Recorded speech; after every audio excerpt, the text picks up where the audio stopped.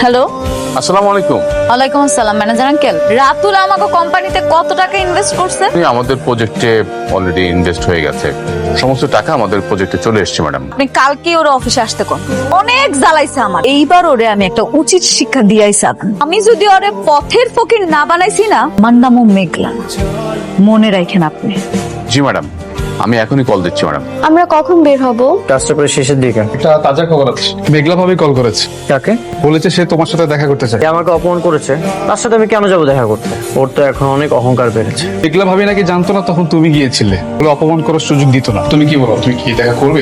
না, অনেক যাবে না। মেঘলা যতই ডাকুক না কেন, আমি ওর সঙ্গে দেখা করতে যাবে। কাজটা তো আমাদের খুব প্রয়োজন, এবার তো আমরা আমাদের স্বার্থে যাচ্ছি। কোনো দরকার নেই, প্রয়োজনে আমরা রাস্তায় গিয়ে দাঁড়াবো। তবুও আমি তোমাকে আর লজ্জিত হতে দেবো না। তুমি প্লিজ যেও না। বৃষ্টি, আমি তো যাচ্ছি না। এগুলাকে বলে দিও ওর সাথে দেখা করার ন্যূনতম আগ্রহটুকু আমার নেই।